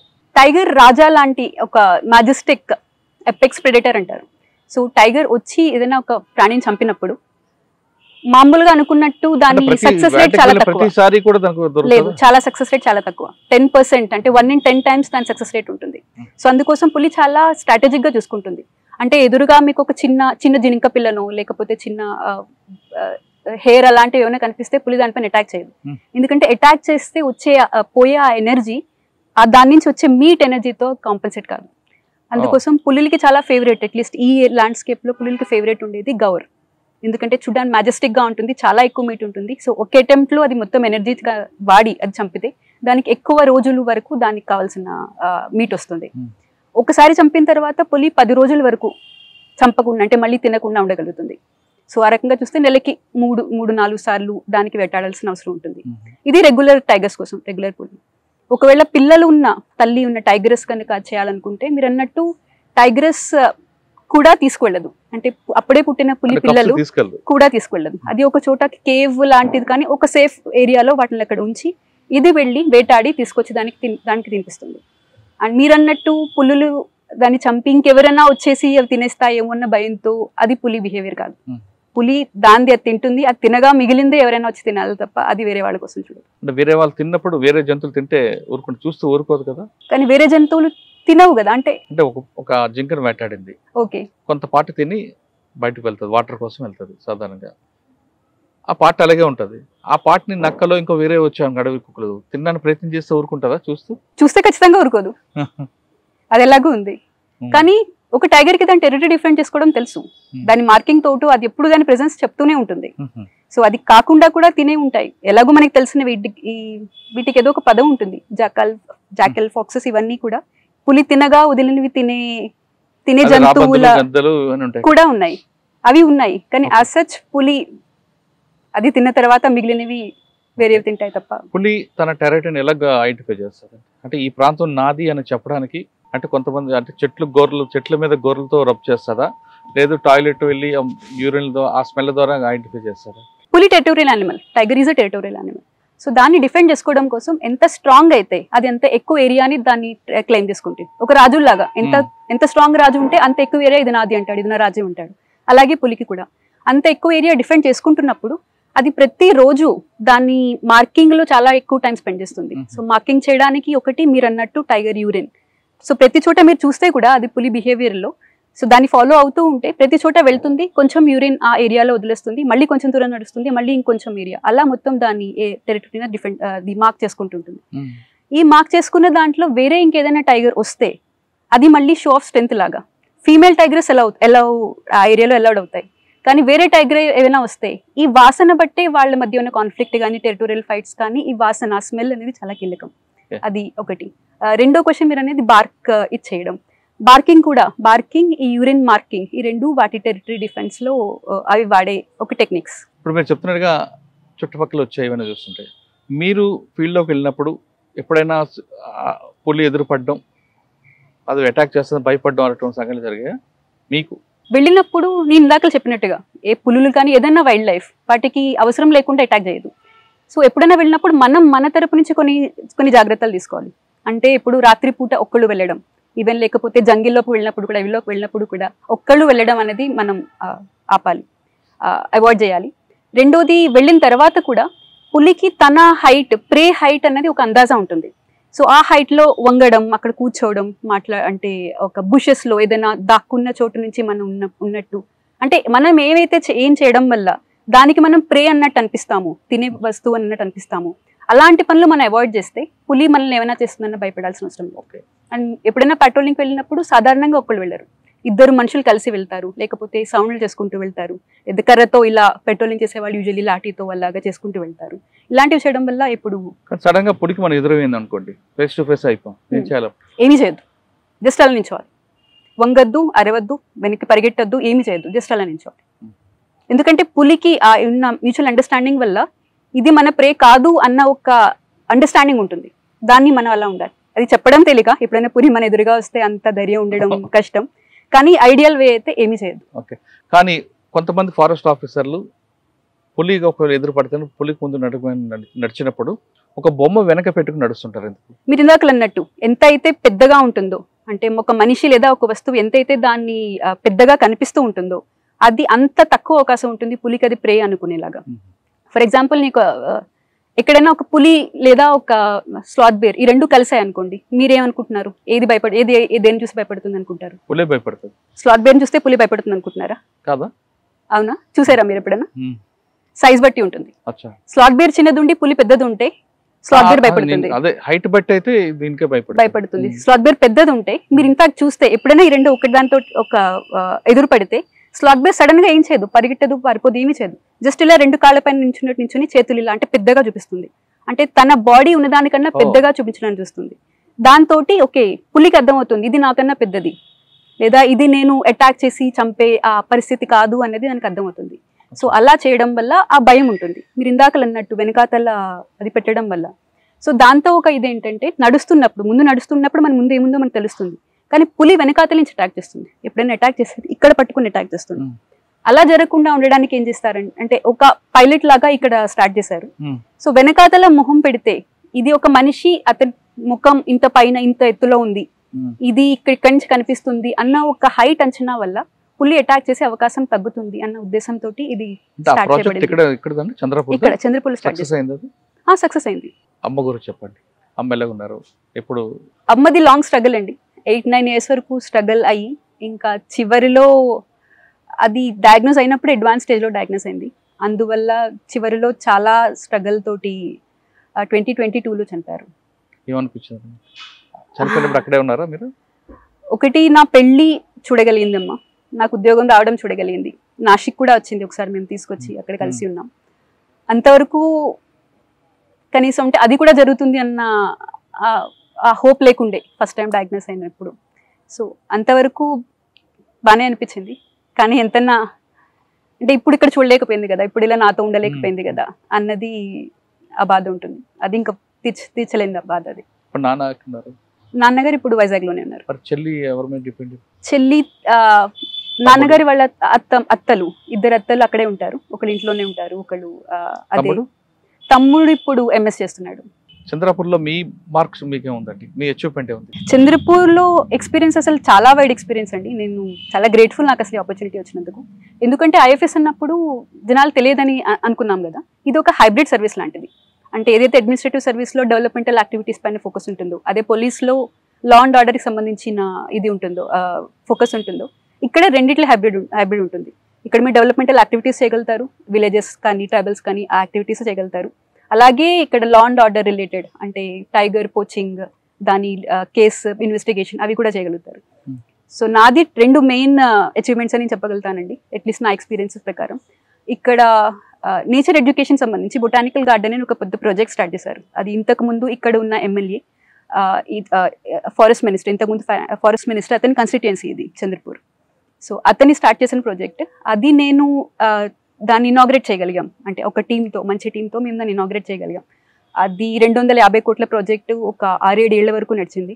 అది లాస్ట్ ఇయర్ 2024లో ముఖ్యమంత్రి గారు, మహారాష్ట్ర ముఖ్యమంత్రి గారు దాన్ని ఆవిష్కరించారు, ఇనాగ్రేషన్ జరిగింది. ఒక సంవత్సరంలో సుమారు 10 లక్షల మంది దాకా విజిటర్స్ వచ్చారు. ఒక 40,000 మంది పిల్లల్ని మేము ఇక్కడ గైడెడ్ స్టడీ టూర్ లేదా గైడెడ్ టూర్స్ కింద మేము తీసుకురాగలిగాను. ఓవరాల్గా నేచర్ ఎడ్యుకేషన్కి ఒక ప్లాట్ఫామ్ లాగా తయారు చేయగలిగాం. అది నాకు ఒక పెద్ద ఎక్స్పీరియన్స్. అంటే ఫస్ట్ పోస్టింగ్లోనే అంత చేయగలగడం ఒక ఎక్స్పీరియన్స్. రెండో పెద్ద ఎక్స్పీరియన్స్ టైగర్ పోచింగ్ కేసులో ఏదైతే నేను చెప్పిన 2 ఇన్వెస్టిగేషన్ అది చేయగలిగాను. అది 2025లో స్టార్ట్ అయింది. ఒక చిన్న కేసు నుంచి, మా దగ్గర స్టార్ట్ అయిన ఒక చిన్న కేసు నుంచి ఒక పార్దీ బహేలియా అన్న ఒక గ్యాంగ్ వాళ్ళు ఇక్కడికి వచ్చి, ఇక్కడి నుంచి వాళ్ళు ఎలాగ టైగర్స్ని చంపి దాన్ని అక్కడ అస్సాం, షిల్లాంగ్లో ఉన్న వాళ్ళకి అమ్ముతున్నారు, అక్కడి నుంచి అది ఎలా మయన్మార్ వరకు వెళ్ళిందో, ఇది ఒక పెద్ద కేసు. ఒక ఎంటైర్ గ్యాంగ్ ని ఐడెంటిఫై చేసాం. మీ దగ్గర పులుల్ని ఏ విధంగా వేటాడుతారు? సాధారణంగా కొన్ని ప్రాంతాల్లో పులుల్ని, మీకు సాకి అనే పులు ఉంటుంది హైదరాబాద్లో జూ పార్క్లో, అది అప్పుడు సెన్సేషన్. ఆ సాకి పులిని ఒక వ్యక్తి పైనుంచి రావడం, ఆ పులిని హ్యాంగ్ చేయడం, దాన్ని ఉన్న స్కిన్ గోల్డ్ తీసుకుని వెళ్ళి అమ్ముతాడు. ఎవరు చేశారు, పులిని చంపడం అనేది పెద్ద హీరో అది. కానీ మీ దగ్గర ఎంఓ ఏ విధంగా ఉంటుంది? అంటే పులికి మొత్తం బంధుని చంపుతారా, నేను నాకు చెప్పినట్లు హ్యాంగింగ్ చేసి ఉచ్చులో పడి చంపేస్తుంటారా? ఇప్పుడు ఏదైతే మేము చూసిన కేసు చెప్పానో అది జనవరిలో జరిగిన కేసు. ఆ కేసు ఇంట్రెస్టింగ్గా ఉండే, చాలా గ్రూసమ్ క్రూయల్గా కూడా అనిపించి ఉండే. ఎందుకంటే మీరు అన్నవి లోకల్ గ్యాంగ్స్ అయి ఉండొచ్చు, అంటే ఆపర్చునిటిస్టిక్గా చంపగలిగే ఉండొచ్చు. కానీ ఇప్పుడు నేను చెప్తుంది ఒక ఆర్గనైజ్డ్ టైగర్ పోచింగ్ గ్యాంగ్. వాళ్ళది ట్రెడిషనల్ హంటర్స్ ఒకప్పుడు ఉండేవారు, ప్రిమిటివ్ హంటర్స్ ఉండేవారు. పార్దీ, బహేలియా, బావరియా ఇలాంటి గ్యాంగ్స్ అక్కడ ట్రైబల్స్ వాళ్ళు కాబట్టి వాళ్ళ ఎంఓ రాగానే తల మీద కొడతారు. రాగానే తల మీద కొడతారు. కానీ దానికంటే ముందు చాలా బ్యాక్గ్రౌండ్ వర్క్ చేస్తారు. ఏదైనా ఒక చోట వాళ్ళు చంపాలనుకుంటే, ఈ మధ్య వాళ్ళ ఎంఓలో ప్రకారం ఏంటంటే టైగర్ ఏరియాస్ కంటే టైగర్ ఏరియాస్ పక్కనున్న, అంటే తడోబాలో చేయకుండా తడోబా చుట్టూ ఉన్న బ్రహ్మపురి, చంద్రపూర్ ఇలాంటి ఏరియాస్ లో చేయడం. అంటే ఎక్కడైతే తక్కువ ప్రొటెక్షన్ ఉంటుందో, తక్కువ పెట్రోలింగ్ ఉంటుందో, ఫస్ట్ ఆ ఏరియాకి వెళ్తారు, అక్కడ ప్రాపర్ రెక్కీ చేస్తారు, అక్కడ కొన్ని నెలలు కావాలంటే ఉంటారు. అండ్ ఉన్నప్పుడు కూడా ఎలా ఉంటారంటే ఒకలాంటి డేరా, 4 పుల్లలు, 4 బాంబూ కట్టెలు ఉంటాయి, దానిపైన ఒక టార్పాలిన్ షీట్ ఉంటుంది, అదే వాళ్ళ ఇల్లు. దాని కింద ఒక మంచం లాగా పెట్టుకుంటారు. మొత్తం వాళ్ళ పిల్లలతో సహా, ఫ్యామిలీతో సహా అందరు అక్కడే ఉంటారు. చుట్టూ ఉన్న వాళ్ళకి వాళ్ళు ఏదో ఒక, అంటే కాటన్ ఫీల్డ్ లో పనిచేయడానికి వచ్చాము ఇలాంటి ఏదో ఒక కారణం చెప్పి అక్కడ ఉంటారు. ఉన్న తర్వాత వాళ్ళకి ప్రాపర్ గా టైగర్ ఎక్కడ ఏ టైంలో ఏ ఏరియా నుంచి క్రాస్ అవుతుందో దీని పక్కా నాలెడ్జ్ ఉంటుంది. ఎంత ఫారెస్ట్ డిపార్ట్మెంట్ వాళ్ళు పెట్రోలింగ్ చేసి తెలుసుకుంటారు, అంత ఇన్ఫర్మేషన్ వాళ్ళు తెలుసుకుంటారు. సో తెలుసుకుని ఒకలాంటి స్నేర్స్ లాంటివి పెడతారు. స్నేర్స్ అంటే మీరన్న ఉచ్చు లాంటిది. సో ఒకవి దేశీ జుగాడ్ లాంటి ఉచ్చు, చూడడానికి చాలా సింపుల్ గా అనిపిస్తుంది, ఎవరైనా చేయగలుగుతారు అనిపిస్తుంది. రస్ట్ పట్టిన ఒక తుప్పు ఇనుమ ముక్కలాగా ఉంటుంది. అలాంటిది టైగర్ వెళ్లే దారిలో అది అక్కడ పెడతారు. పెట్టిన తర్వాత ఎంత స్ట్రాంగ్ ఉంటుందంటే టైగర్ ఒక చిన్న సాఫ్ట్ పాయిల దాని మీద పెట్టగానే ఫట్న ఇలా పట్టేసుకుంటుంది. ఇంకా టైగర్ ఎక్కడి నుంచి కదలలేదు. సో వాళ్ళు అక్కడే ఉండి మాట ఉండి ఇంకా మీరు అన్నట్టు వెనకాతలు కొట్టడం అంటే సెమీ కాన్షియస్ స్టేట్లో దాన్ని తీసుకొచ్చి ఇంకా అక్కడి నుంచి ఒక 8-10 మంది దాకా అక్కడే ఉండి 5 గంటలు 10 గంటలు రాత్రంతా పట్టే జాబ్ ఇది ఉండి అక్కడే ఉండి ఫటాఫట్ దాన్ని డిస్కెన్ చేయడం చాలా ప్రొఫెషనల్గా ఎక్కడి నుంచి ఎలా కట్ చేయాలనే దాన్ని ప్రొఫెషనల్గా చేయడం అక్కడే స్కిన్ సెపరేట్ చేస్తారు గోర్లు సెపరేట్ చేస్తారు ఆ మీట్ అంతా చేసి అక్కడే కప్పు పెట్టేస్తారు లేదా కాల్ చేస్తారు కొన్నిసార్లు తింటారు కూడా ఆ ఏరియాలో కప్పు పెట్టేసి ఇంకా ఆ రోజు తర్వాత అక్కడ ఒక జరిగిందనే విషయం కూడా తెలియదు అంత ప్రొఫెషనల్గా వీళ్ళు క్లియర్ చేయగలుగుతారు డెబ్రీ అంతా క్లియర్ చేయగలుగుతారు కాకపోతే ఇందులో మాకు తెలిసింది ఏంటంటే ఇందులో టైగర్ స్కిన్ కంటే కూడా టైగర్ ఎముకలకి ఎక్కువ వాల్యూ ఉంది ఈ విషయం అంటే ఇంతవరకు మేము టైగర్ ఎందుకు చంపుతారంటే స్కిన్ కోసం అనుకునేవాళ్ళు కానీ టైగర్ స్కిన్ కోసం ఆల్రెడీ టైగర్ ఫార్మ్స్ ఉంటాయి చైనాలో ఇండియాలో టైగర్స్ కి ఏమీ మార్కెట్ లేదు ఇదంతా ఆల్మోస్ట్ సౌత్ ఈస్ట్ ఏషియాకి ఈస్ట్ ఏషియాకి ఎక్స్పోర్ట్ అయిపోతుంటుంది అక్కడ వాళ్ళకి టైగర్ స్కిన్స్ ఆల్రెడీ ఉన్నాయి వాళ్ళు డొమెస్టిక్ అంటే జూలో పెట్టిన టైగర్స్ అలాంటి వాటిలో వాళ్ళు టైగర్ స్కిన్ తీసుకుంటారు కాకపోతే వీళ్ళకి ఇప్పుడు కొత్తగా వస్తుంది ఏంటంటే ట్రెడిషనల్ చైనీస్ మెడిసిన్ TCM అని ఒకటి మీరు వినుంటారు అందులో వాళ్ళు ఏంటంటే వైల్డ్ లో ఉన్న పెరిగిన టైగర్స్ దాని తాలూకా ఎముకలు ఫ్రెష్ ఎముకలు అందులో ఉన్న గుజ్జుతో ఏదో చేస్తే ఎఫ్రోడీజియాక్ అని అంటే వాళ్ళకి ఇంకెందుకు వేరే వేరే కారణాల వల్ల వాళ్ళకి మెడిసినల్ గా పనికొస్తుందని ఇలాంటి కొన్ని అపోహల వల్ల వాళ్ళు ఇక్కడ నుంచి అంటే ఇండియా నుంచి తీసుకువెళ్ళే టైగర్స్ కి ఎక్కువ ఇంపార్టెన్స్ ఇస్తున్నారు అందులో చాలా కోట్ల ట్రాన్సాక్షన్స్ అది మేము ట్రాక్ చేసిన తర్వాత మాకు తెలిసింది టైగర్ స్కిన్ కంటే కూడా టైగర్ బోన్స్ కి వాల్యూ ఎక్కువ వైల్డ్ టైగర్ బోన్స్ కి వాల్యూ మీ దగ్గర ఒక కేసు దొరికింది ఆ కేసులో అంతవరకు ఇన్వెస్టిగేషన్ ఎలా తీసుకోలేరు మీరు లీడ్ ఎక్కడ వచ్చింది ఇక్కడ మేము తీసుకున్నప్పుడే చాలా చిన్న కేసు వాళ్ళ దగ్గర ఏమీ పెద్ద దొరకలేదు ఏదో చిన్న దొరకారు ఈజీగా దొరకలేదు ఇన్ఫాక్ట్ పారిపోయిన వాళ్ళు ఇప్పటికీ అక్కడే ఉన్నారు అండ్ వాళ్ళు కరడు గట్టిన నేరస్తులు అన్నట్టు అంటే మీరు చూస్తే సినిమాలో చూపించినట్టు ఎంత కుట్టినా ఏమి చెప్పరు అన్నట్టు అలాంటి వాళ్ళు ఉంటారు కదా అలాంటి కరడు గట్టిపోయిన వాళ్ళు ఇలాంటి వాళ్ళు సో వాళ్ళు జస్ట్ ఇక్కడ లోవర్ రంగులో ఉన్నవాళ్ళు వీళ్ళు ఇక్కడ తీసుకుని చంపి వీళ్ళకి ఒక మిడిల్ మ్యాన్ ఉంటాడు ఆ మిడిల్ మ్యాన్ నార్త్ ఈస్ట్ లో ఉంటాడు సో మాకి దొరకడానికి కారణం వాళ్ళ డేరా అవన్నీ తవ్వుతూ ఉంటే కింద వాళ్ళు దాచిపెట్టారు అంటే చంపడానికి కావాల్సిన పదును పెట్టే ఆ వస్తువులన్నీ కింద దాచిపెట్టారు అలా చూస్తూ ఉంటే మధ్యలో వాళ్ళు చూడడానికి ఏమి లేకపోయినా వాళ్ళ బ్యాంక్ అకౌంట్స్ లో లక్షల కొద్ది డబ్బులు దొరికాయి అంటే వాళ్ళ దగ్గర పాస్బుక్లు ఉన్నాయి చాలా రకాల పాస్బుక్లు బ్యాంకులు ఉన్నాయి లక్షల కొద్ది డబ్బులు ఉన్నాయి సో ఇన్ని డబ్బులు ఇంత వీళ్ళ దగ్గర ఎలా ఉన్నాయి అసలు తినడానికి తిండి లేనట్టు ఉంటారని అనిపించి అక్కడి నుంచి ఫైనాన్షియల్ ట్రైల్ మేము ట్రాక్ చేస్తే అంతా వెళ్ళి షిల్లాంగ్ లో ఒక పర్సన్ అతను వీళ్ళందరికీ కోఆర్డినేట్ చేస్తున్నాడని తెలిసింది చాలా పెద్ద స్కేల్లో జరుగుతుందని చాలా ఏళ్ల నుంచే జరుగుతుందని తెలిసింది అక్కడి నుంచి అతన్ని ఇక్కడ పట్టుకుని ఇన్వెస్టిగేట్ చేసి చూస్తే అక్కడి నుంచి చైన్ అంటే మయన్మార్ లో పుట్టి ఇండియాలో సెటిల్ అయిన ఒక ఆవిడ అక్కడి నుంచి వీళ్ళ అంటే ఇండియాకి మయన్మార్కి మధ్య ఒక నోడల్ గా పనిచేస్తుందని తెలిసింది అక్కడి నుంచి అక్కడ హవాలా వాళ్ళు అంటే సరే పంపిస్తారు సరే మా డబ్బులు ఎలా వస్తాయి ఆ డబ్బులకి కోసం ఒక హవాలా మెకానిజం ఇక్కడ నుంచి అక్కడికి డబ్బులు వెళ్ళడానికి ఒక మెకానిజం మయన్మార్ నుంచి ఇక్కడికి రావడానికి కూడా ఒక ఏజెంట్లు వాళ్ళందరూ బార్డర్ లో ఉంటారు ఎగ్జాక్ట్ ఆ రూట్ అదంతా మాకు అంటే స్టెప్ బై స్టెప్ అలా చూసుకుంటే చాలా పెద్ద లెంత్ అంటే లెందీ ఆర్గనైజ్డ్ క్రైమ్ ఉన్న విషయం తెలిసింది ఆ కేసులో ఎంతవరకు వెళ్ళారండి మీరు ప్రస్తుతం కోర్టులో ఉంటే దాని గురించి మాట్లాడద్దు కోర్టులో లేకపోతే రివీల్ చేయండి కోర్టులో ఎంతమందిని అయితే మేము అరెస్ట్ చేసాము అంటే ఈ మొత్తం ఎంటైర్ దాంట్లో ఇక్కడ ఉన్న పోచర్స్ మధ్యలో ఉన్న మిడిల్ మెన్ ఆ మయన్మారీస్ ఒక లేడీ ప్లస్ ఇక్కడ ఉన్న హవాలా ఏజెంట్స్ వరకు మొత్తం లింక్ మేము తీసుకున్నాం వాళ్ళందరినీ అరెస్ట్ చేసాం ఒకసారి ఫీల్డ్ ట్రిప్ తోటి వాళ్ళని అరెస్ట్ చేసాం ఎవరికి బెయిల్ రాలేదు అందరు ఇప్పుడు కరెంట్లీ కోర్టులోనే ఉన్నారు అండ్ కోర్టు కేసు జరుగుతుంది మొత్తం వాళ్ళు కేవలం చంద్రపూర్ లో చేశారు చుట్టుపక్కల ఎక్కడ చేశారు చుట్టుపక్కల కూడా చేశారు ఇది ఇంట్రెస్టింగ్ గా ఏం జరుగుతుందంటే మహారాష్ట్ర కాకుండా మహారాష్ట్రలోనే వీళ్ళందరూ చాలా మంది లోకల్ పోచింగ్ గ్యాంగ్స్ ఏదైతే పార్టీ వాళ్ళు అనుకుంటున్నామో వాళ్ళు కట్నీ నుంచి అని మాకు అర్థమైంది కట్నీలో ఎలా అంటే చాలా ట్రెడిషనల్ హంటింగ్ ఫ్యామిలీస్ ఉన్నాయి సో ఒక్కొక్క ఫ్యామిలీకి వాళ్ళు ఒక హోలీ అలాంటి టైంలో కలిసి వాళ్ళు ఒక మీటింగ్ లాగా పెట్టుకుంటారు పెట్టుకుని ఈ ఫ్యామిలీకి ఇదిగోను మీరు చంద్రపూర్ తీసుకోండి మీరు గడ్చిరోలి తీసుకోండి ఇలా వాళ్ళు పంచుకుంటారు సో ఈ గ్యాంగ్ ఇక్కడ ఎక్కువ చేసింది వేరే చోట్ల కూడా చేసిన కావల్లో కూడా చేసిన వాళ్ళు ఉన్నారు గడ్చిరోలి కూడా చేసిన వాళ్ళు ఉన్నారు కాకపోతే వాళ్ళు వేరే ఫ్యామిలీస్ సేమ్ కాస్ట్ లేదా సేమ్ ఊరు నుంచి వాళ్ళు బిలాంగ్ అయి ఉంటారు కాకపోతే వాళ్ళు పంచుకుని ఒక సామరస్యంగా ఒక బిజినెస్ మోడల్ లాగా చేసుకున్నట్టు అనుకోవాలి అంటే ఇక్కడ eco system tiger eco system start అవుతుంది టూరిజం డెవలప్మెంట్ ఏ విధంగా ఉంటుంది ఇందాక అడిగారు ఈ ఫారెస్ట్ డిపార్ట్మెంట్ పనిలో ఎంత లోకల్ పీపుల్ సపోర్ట్ కావాల్సి ఉంటుందని దానికి ఒక బెస్ట్ ఎగ్జాంపుల్ నా టెన్యూరోలో నేను చూసాను ఇక్కడ మేము కార్వా సఫారీ అని ఒక టెరిటోరియల్ ఏరియాలో సఫారీ స్టార్ట్ చేసాం టైగర్ రిజర్వ్స్ లో టైగర్ సఫారీ ఉంటూనే ఉంటుంది మేము ఇది స్టార్ట్ చేయడం వల్ల ఏం జరిగిందంటే ఒక సంవత్సరం 2 సంవత్సరాల్లోనే జనాలు రావడం మొదలు పెట్టారు మేము తడోబా కంటే కూడా తక్కువ ఖర్చుతోటి తక్కువ సఫారీ డబ్బులతోటి మేము ఎంట్రీ ఇవ్వడం స్టార్ట్ చేసాం టైగర్లు కనిపించడం కూడా మొదలు పెట్టాయి దాంతో లోకల్ వాళ్ళు బయట వాళ్ళకి అంటే పూణే ముంబై హైదరాబాద్ వాళ్ళు కూడా చెప్పడం మొదలు పెట్టారు వాళ్ళు కూడా వచ్చారు వాళ్ళు వస్తున్నారని తెలిసి లోకల్ వాళ్ళు వాళ్ళ సొంత డబ్బులతో అప్పు తీసుకుని జిప్సీలు కొనుక్కున్నారు సో ఇప్పుడు వాళ్ళే లోకల్ జిప్సీలన్నీ వాళ్ళే రన్ చేస్తున్నారు దీంతో ఓవరాల్ ఎకో సిస్టమ్ క్రియేట్ అవ్వడం వల్ల మేము చూసిన ఫస్ట్ మేజర్ చేంజ్ ఏంటంటే అక్కడ ఇంతకు ముందు వరకు జరిగే ఆ చెరాయి క్యాటిల్ గ్రేజింగ్ ఏదైతే ఉంటుందో అది అయిపోయింది. అక్కడ పోచింగ్ అంటే మేము కొత్తగా పెట్రోలించాల్సిన అవసరం లేదు. ప్రతిరోజు లోకల్ వాళ్ళు వెళ్తారు, వాళ్ళు చూసి చెప్తారు ఈరోజు ఈ టైగర్ కనిపించింది, ఇది ఇక్కడ కనిపించింది, ఇక్కడ తాగుతుంది అని చెప్తారు. అంటే ఏ పని అయితే ఫారెస్ట్ డిపార్ట్మెంట్ చేస్తుందో, అంటే చాలా ఎఫర్ట్ పెట్టి పెట్రోలింగ్ చేయడం, ప్రొటెక్ట్ చేయడం మేము చేయాల్సి వస్తుందో, అది ఫ్రీగా వాళ్ళే కావాలనుకుని లోకల్ వాళ్ళు చేస్తున్నారు. సో ఇది ఒక విన్ విన్, వాళ్ళు ఓన్ చేసుకుంటున్నారు. ఇప్పుడు అది వాళ్ళ ఫారెస్ట్ లాంటిది. అక్కడ ఏ చిన్న జరిగినా వాళ్ళు వచ్చి మాకు చెప్తారు, మేము వెళ్ళి వాళ్ళకి చెప్పాల్సిన అవసరం లేదు. వాళ్ళే దాని మేనేజ్మెంట్ చూస్తున్నారు, దాని హ్యాబిటాట్ మేనేజ్మెంట్ వాళ్ళే చూసుకుంటున్నారు, వాళ్ళే దాన్ని ప్రొటెక్ట్ చేసుకుంటున్నారు. అదొక విన్ విన్ సిచ్యువేషన్. టూరిజం ఎలా ఫారెస్ట్ ప్రొటెక్షన్ కి కావాలో సహకరిస్తుందో ఇది చెప్పడానికి బెస్ట్ ఎగ్జాంపుల్ అని చెప్తాను నేను.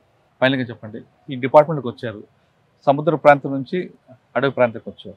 ఈ డిపార్ట్మెంట్ అంటే ఇష్టంగా వచ్చినా ముందు ఛాన్స్గా వచ్చావు, ఇక్కడికి వచ్చిన తర్వాత ఇష్టపడ్డావు కాబట్టి మీ గోల్ ఏముంది?